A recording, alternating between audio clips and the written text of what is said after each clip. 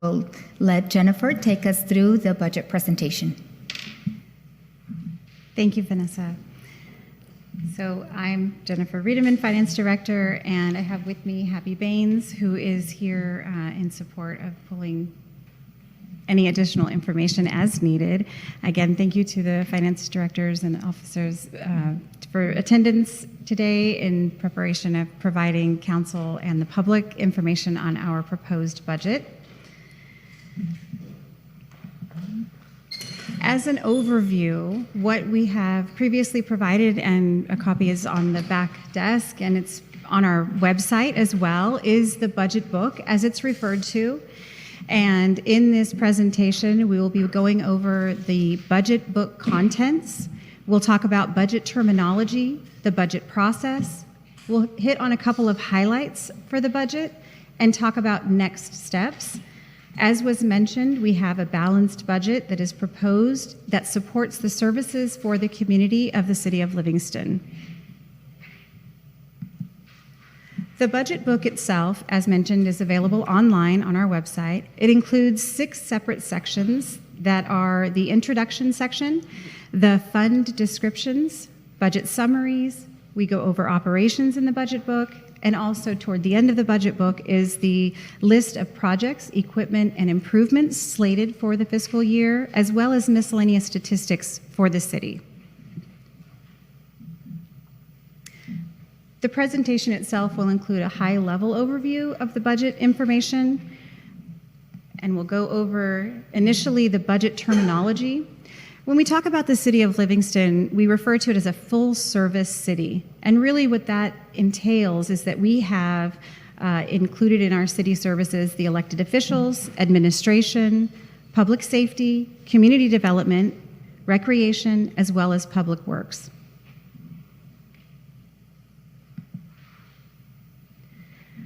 Some additional budget terminology to consider. As we talk about revenue and revenue types, there are 2 distinctions to be made. There is discretionary revenue, such as sales tax, property tax, franchise fees, and business license fees that are available for the use at the discretion of City Council to meet its objectives.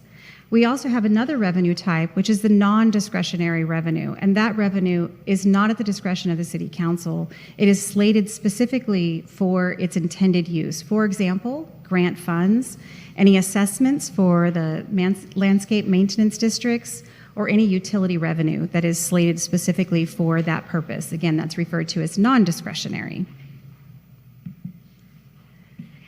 On the expenditure side, we have expenditure types as well, and to define those at a high level, we have personnel, maintenance and operations, such as utilities, postage, telephones, regular just operations of the departments themselves. As well, we have an expenditure type that's referred to as vehicle, equipment, and improvements, and those are actually costs related to special items or projects, any major purchase or other improvements that are included in the budget. The last thing for budget terminology that we'll cover is the fund balance. So the fund balance consists of the carryover balance from the prior year. Added to that is any current year budgeted revenues, reducing that with any current year budgeted expenses, and we end up with what is referred to as the ending fund balance. And that will continue to have that cycle year over year. So one of the things we wanted to cover was just the overall budget process. We generally start with what our revenue projections are, and those can come from a variety of places. So for example, we have a rate study for our water, wastewater, and sanitation services. We also have projections that we receive, for example, from the League of California Cities for gas tax. As well, we have a provider of our revenue projections for property tax. So when we start out the budget process, we're looking for what those revenue projections are. And then the second step, once we have a firm understanding of our expected revenues, we then put the expenditure projections against those revenues. The intention all along this process is to maintain a balanced budget. Then what we did in the process is we met with the department heads and we went through the budget draft review, and that gave them an opportunity to see what their ultimate budgets ended up looking like and allowed us to have conversation about information included in those budgets and any questions that we might have had in that process.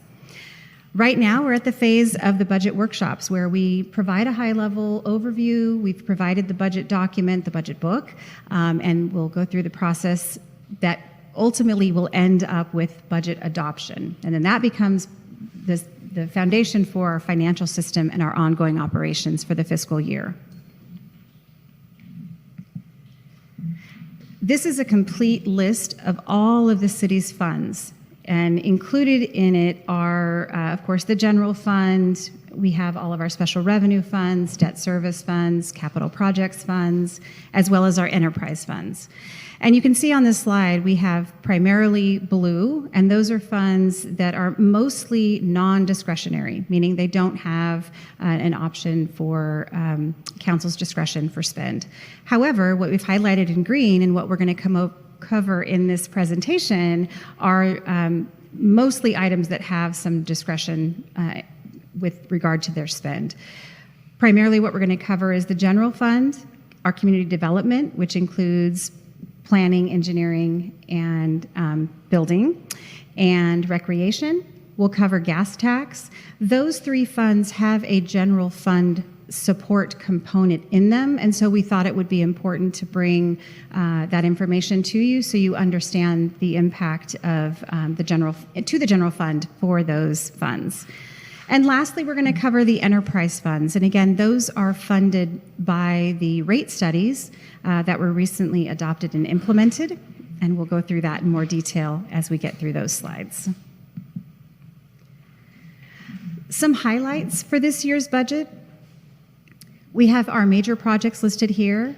Towards the end of the budget book, there is a comprehensive list of all of the major projects, equipment, and vehicle purchases slated for this fiscal year. But what we wanted to touch on here were some of the major projects on that list. The first two are actually funded by what is referenced here as ARPA, which is the American Rescue Plan Act. And that was important funding for many communities in order to support this type of work. And you can see that we also have some other non-ARPA funded projects, such as well repairs. We also are very well aware and excited for the Prop 68 grant, which is the Livingston Rec Plex that provided us $7.4 million in grant funding for that project. We also have highlighted a couple of the projects that are well expansion or upgrades or updates that are funded by the TCP settlement that was previously received and is slated for these major projects. And something to note, these projects, although initiated in this fiscal year and budgeted for in this fiscal year, they are inclusive of fund balances that have rolled forward. As well, these projects may carry on for multiple years because it's unlikely that some of these major projects would be completed in a single fiscal year. Just to note that. So I mentioned previously the ARPA, or American Rescue Plan Act funds. The City of Livingston's allocation was $3.56 million in total. Of that amount, we have already completed employee stipends to the City of Livingston essential workers. We've already completed the purchase of a ripper tractor for the sewer department. As well, we have some items that are budgeted for this coming year for wastewater improvements and a water well site. There is a remaining balance, and this is something that at this time it's recommended that it be used for broadband project for the council chambers to eliminate future interruptions of service for the receivers of the live streaming.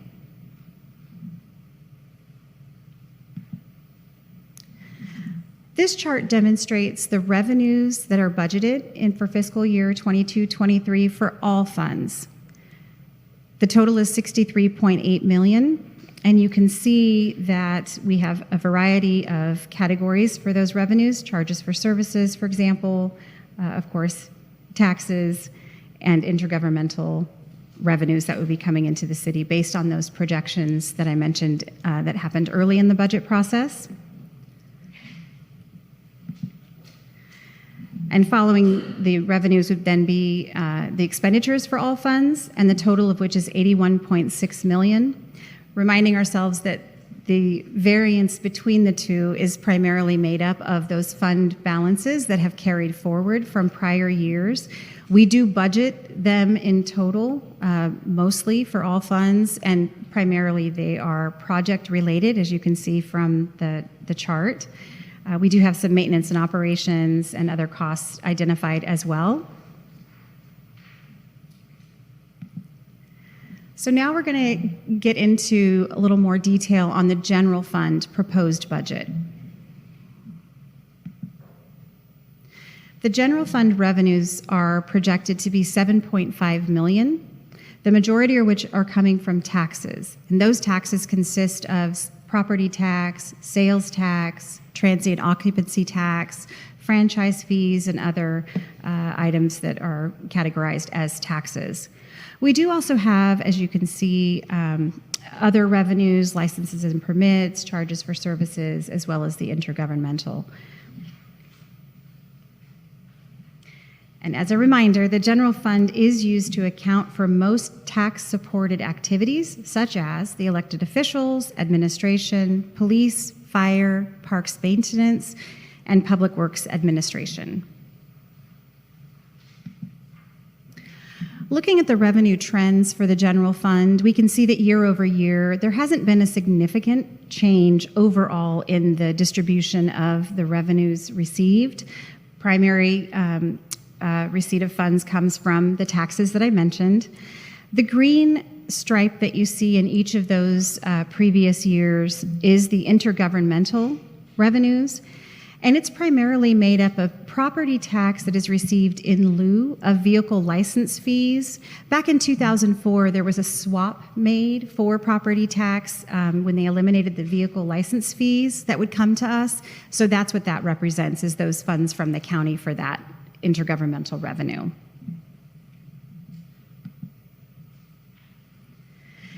Another way to look at the general fund expenditures is by category. And so this slide demonstrates by category the activity in the general fund that has been budgeted, totaling $7.5 million. Again, we are a service-based organization, and like many cities, most cities, our personnel costs generally are the higher of our cost, again, to provide that service to the community at the level that is expected. And this view is looking at the general fund expenditures by department. Again, still the $7.5 million that is budgeted. And typical of full-service cities, public safety expenditures are generally the largest portion of the general fund budget. In addition, we have our administrative services, public works administration, the parks maintenance, as well as fire and elected officials. If we look at the general fund revenue versus expense and its related fund balance year over year historically, we can see that there's a slight increase in the fund balance year over year. And that is, again, made up of the beginning fund balance plus revenues minus expenses, coming up with an ending fund balance.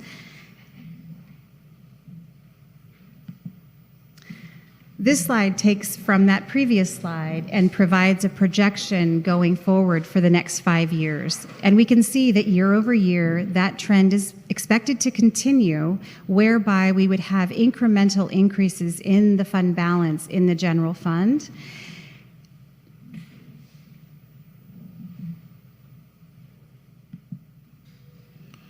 And now we're going to switch from, yes? I'm just wondering, would you rather have questions at the end or questions in between or as they come up, or how do you feel? What do you think is best? If whatever pleases the council, but if it makes sense to ask questions about the general fund while we're on the general fund, we're open to it, definitely. But I look to you to help drive this presentation however you prefer to have it. Okay, thank you. Okay, so we'll transition now to the community development proposed budget for 22-23. And again, as a reminder, community development really refers to planning, building, and engineering. This is a historical view year over year and also the current year expected or proposed budget for fiscal year 22-23. When we look at the trend historically, we can see that the reserves that were had in fiscal year 1920 were depleted in fiscal year 2021. Conversely, we can see that the general fund support in 1920 was less than and continued to grow throughout those remaining years. And that is actually very typical. Cities often supplement their planning cost with general fund support when those reserves are depleted.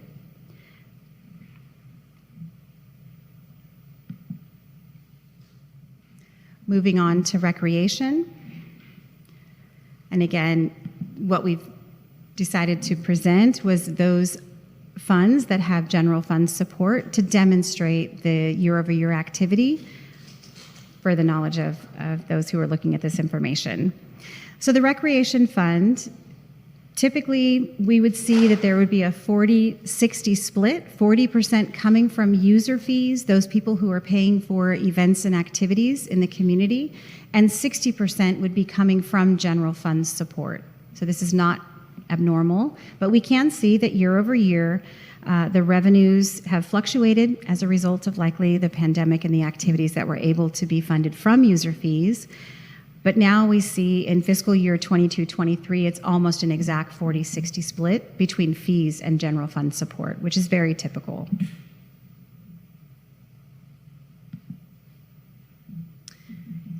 And the last fund we'll cover in these governmental funds is the gas tax fund.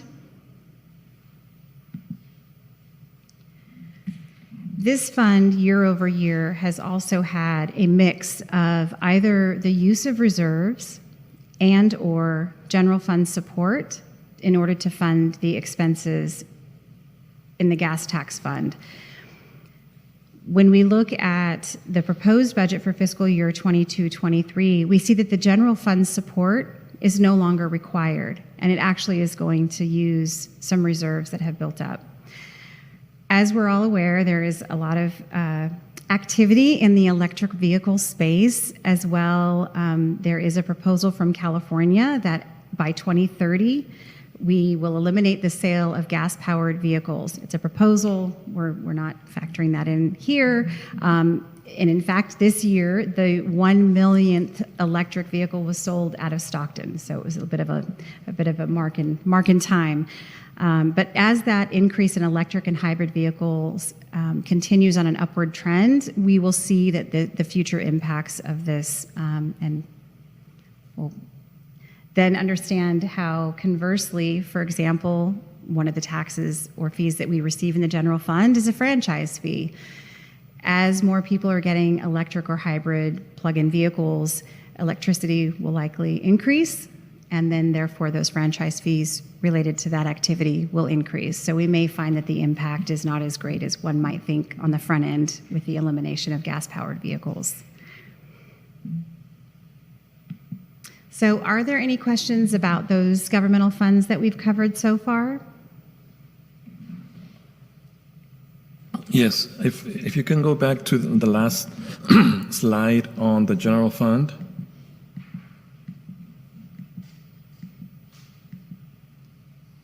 Okay, so kind of looking at the last projected 27-28, I noticed, and I'm sure there's a reason, but at the same time, this would help kind of forecast and what we do and what kind of decisions we make. So if you look at the green section, projected fund balance, it would be down to 3.7 below, kind of like compared to the previous 3 years.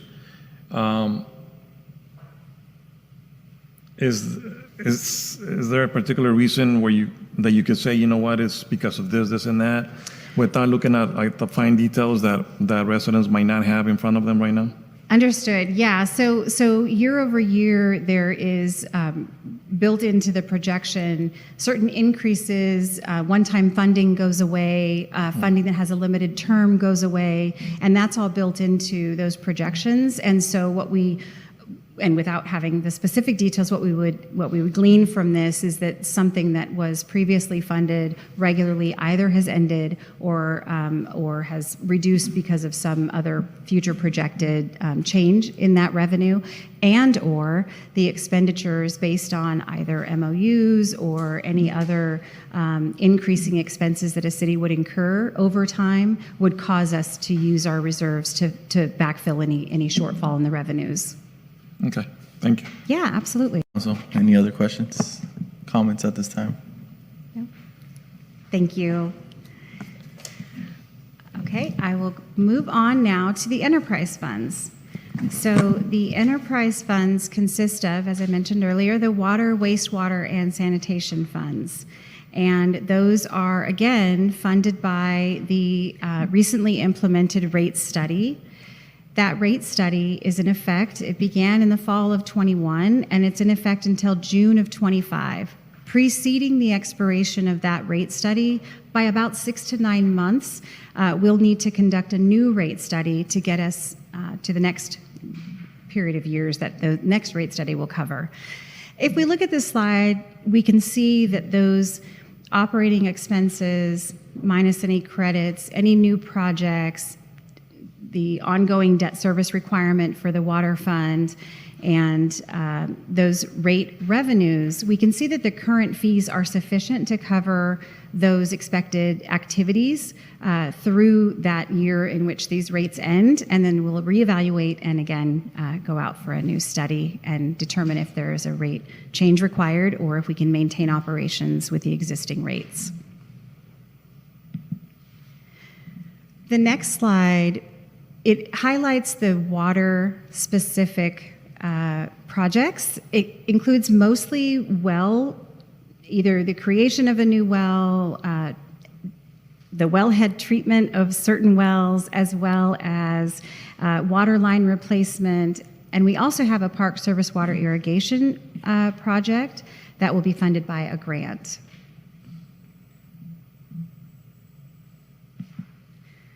And then moving away from water and into wastewater, again, these projections are based on the current rate study that's in effect, and we can see that the current rate studies are slated to cover the activities for wastewater, including projects that are budgeted in the wastewater funds as well. And then in those out years, we would be looking to do a new rate study and make an evaluation as to whether or not a change would be needed. And the last one that's covered by a rate study is the sanitation service. And so similar to the other two enterprise funds, we can see that the current fees are expected to be enough to cover the costs through the end of the rate study, including the existing contract for disposal services. And again, prior to the rate study ending, we'll do an evaluation. And that concludes the overview of the enterprise funds, which again are based on an existing rate study.